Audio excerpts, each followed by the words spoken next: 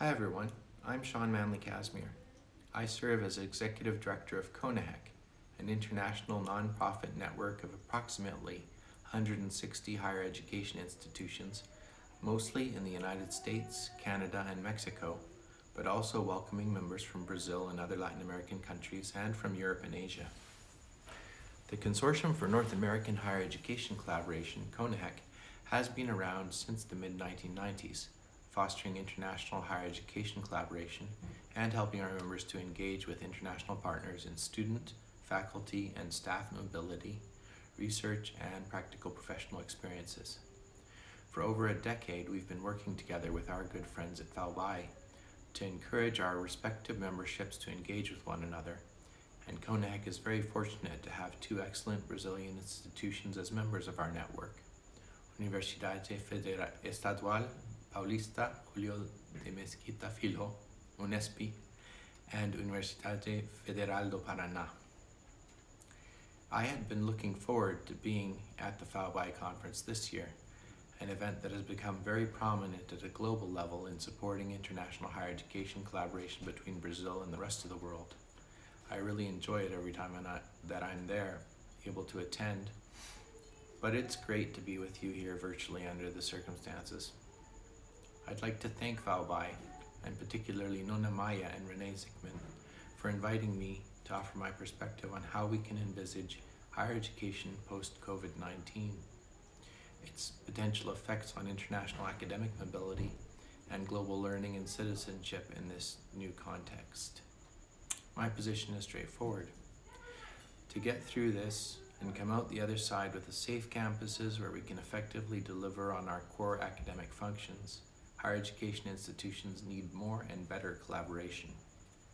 We must continue to refine our effectiveness at working together internationally and come up with innovative ways to continue this engagement.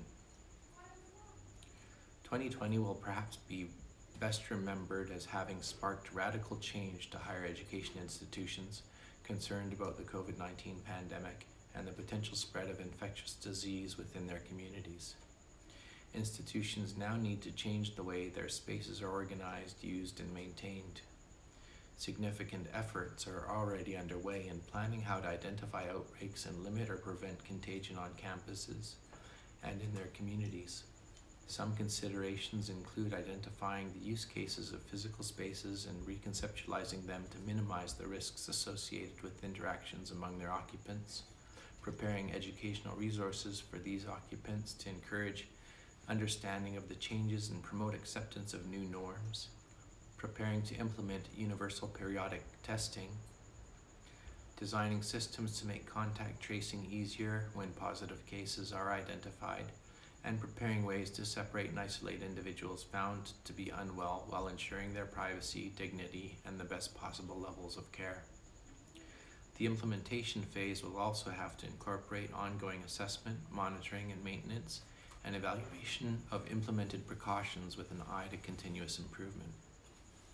Preparedness is likely to change many elements in the way higher education practice is designed and implemented, altering the delivery of their substantive academic functions. Technology-mediated delivery of curriculum started a while back, but has achieved new intensity during this pandemic. Many of these changes may become long-term. Large lecture halls packed with hundreds of students sitting side by side in unseparated rows and similarly densely packed events are likely extinct. Instruction oriented to large cohorts will need to be delivered remotely via synchronous or asynchronous feeds. As has been evidenced in this year's sudden and abrupt shift to online instruction, some academic subjects are more readily changed to online formats than others, although innovation in each subject area is taking place and likely to continue. Technology-mediated learning is not a perfect replacement for human-to-human interaction, and ways to continue permitting more personal exchange will also be sought. Lower instructor-to-student ratio situations may still offer much-needed personal interaction around content.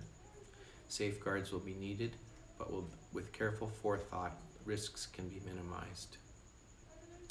This will require of professors much greater use of technology in support of their teaching and of students a different relationship with the content and those who deliver it.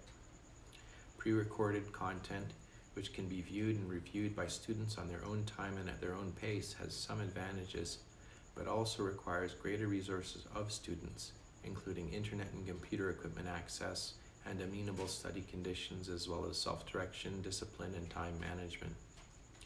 Students will not have equitable access to these things. Student support services interventions will have to be proactive if retention and success rates are to be maintained and improved.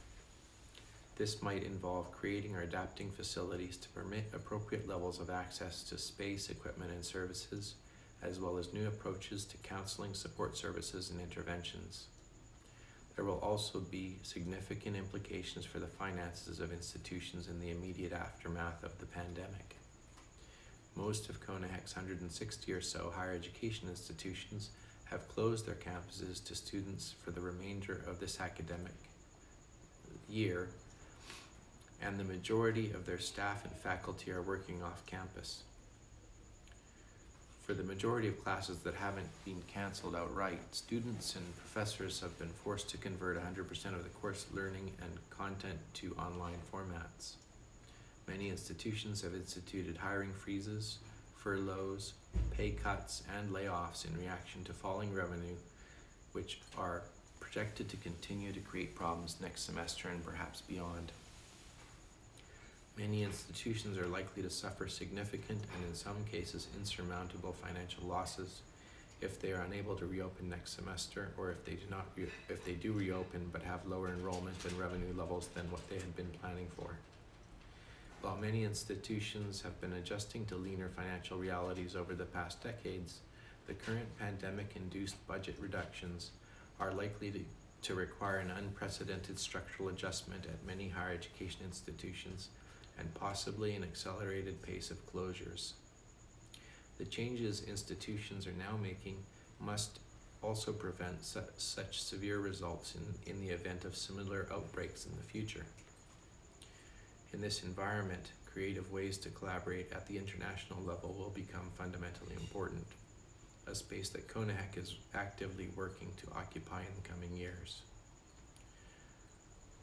Given the fear of travel introduced by the COVID-19 pandemic, as well as the economic disruption it has presented for institutions, students, and their supporters, there will likely be a reduction in international academic mobility in the near term. At the same time, many higher education institutions realize the importance of ongoing international engagement to their ability to provide high-quality, relevant academic content that is attractive to students who foresee an increasingly globalized future. Institutions are likely to seek new ways to maintain and expand their international relationships and activities within the constraints imposed by the new economic realities and the limitations on physical academic mobility.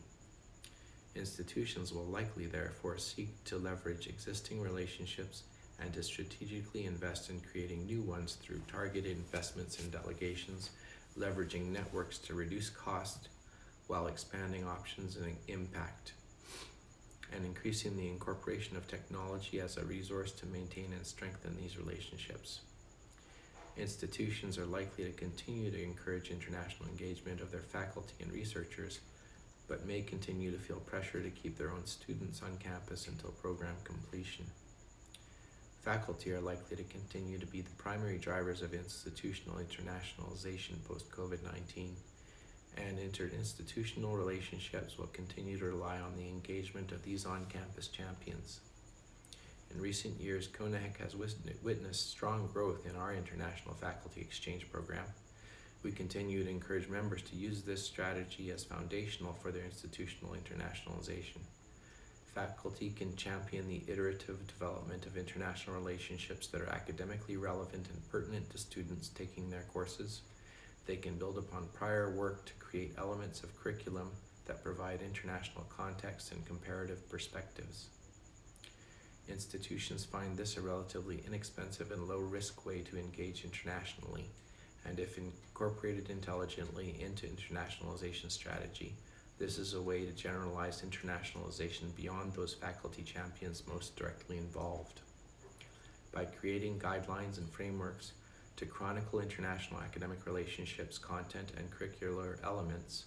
Institutions can curate repositories of internationalized curriculum, which can later be used where appropriate by other instructors and with other cohorts of students. At CONAHEC, we've also seen increased interest in technology-mediated international engagements and are currently working on plans to roll out support for virtual exchange to meet this rising demand. This pandemic is emblematic of other global challenges we face. An ominous example is food insecurity. We are on the verge of mass famines at a scale the world has never before experienced.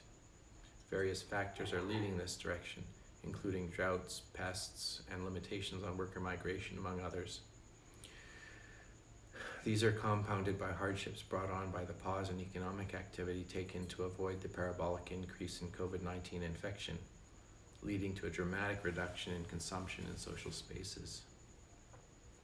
A related example is climate change. Alarmingly, this is a challenge that could eventually become more threatening than the dire situation brought on by COVID-19 and its aftermath. This perfect storm is affecting the poorest and most marginalized communities first and most acutely, but effects will be felt in all segments of society over time. As things get back to motion post-COVID-19, all of us must come to grips with the need to collaborate internationally to address these challenges.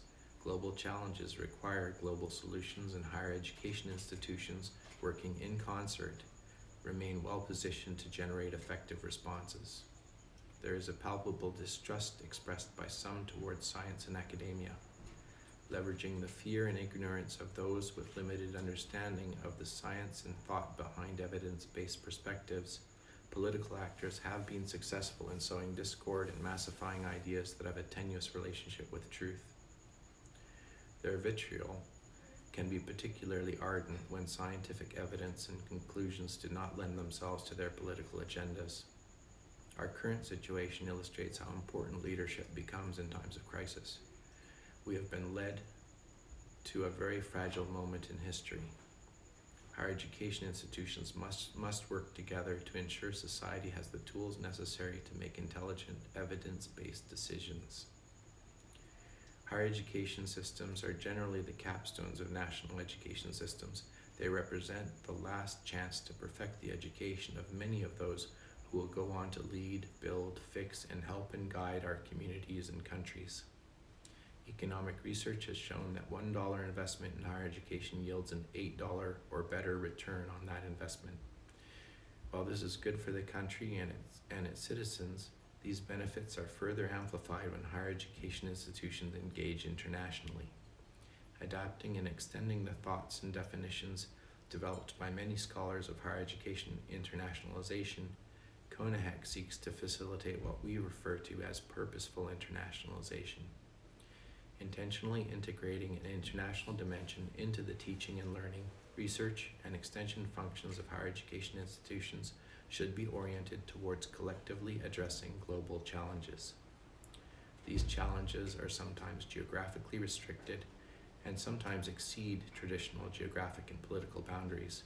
By connecting higher education institutions into a global mesh with national, regional, and international levels, we create the fabric needed to sustain and nurture our systems, their institutions, students, and academics in a context where some of our most important challenges are undeniably global in impact. No one institution is good at everything, but most institutions are good at some things. Under the right conditions, their respective strengths can mutually complement one another and address areas of weakness elsewhere. Differences in geography, climate, culture, language, perspective, and practice can provide a wealth of ideas, insights, and discoveries. Collectively, we are much stronger.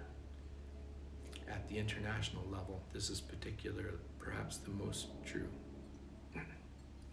Ultimately, purposeful internationalization refers most specifically to the responses that we as actors within the higher education sector collectively generate to address the challenges we face as societies. It is through interinstitutional and international collaboration that we can bring out the strongest and best responses to these challenges. What better way to create value and relevance to students, researchers, and faculty, and efficient ways to generate and share knowledge than by focusing our efforts where they are most needed? We find ourselves at a crossroads. We can choose to lend credence to the distrust, isolationism, and bigotry manifested by some, or we can continue to rise and strengthen our global community of higher education institutions that privilege the common good, the sharing of knowledge, and insist on collaboration in a context of mutual respect.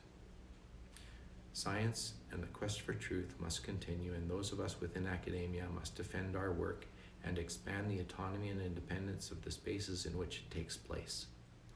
Crisis is upon us in many fronts, and higher education in particular, in its international dimension, must step up and face it head on.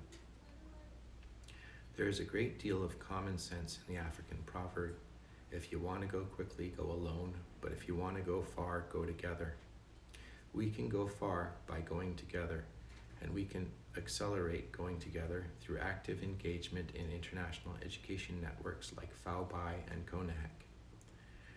These are internationalization's building blocks, institutional infrastructure pieces that ensure that we can channel our higher education internationalization investments and efforts into collaboration with other institutions interested in creating a strong global citizenry through global learning. With this framework, the internationalization of our institutions is easily rationalized and can achieve the milestones and metrics that decision makers need to ensure continued support. This way, internationalization has meaning and value. The current pandemic again strengthens the case that those of us in international higher education have been making for many years. The bell has tolled for us. The question now is whether or not we can generate the strength to step forward and create the next iteration of international higher education collaboration. It is time to magnify and intensify purposeful internationalization at a global level. Please consider joining CONAHEC as member higher education institutions if you have not yet done so. CONAHEC can be reached by email at membership@conahec.org. Thanks for listening. I look forward to working with you and hope we have a chance to coincide in the same general geographic vicinity soon.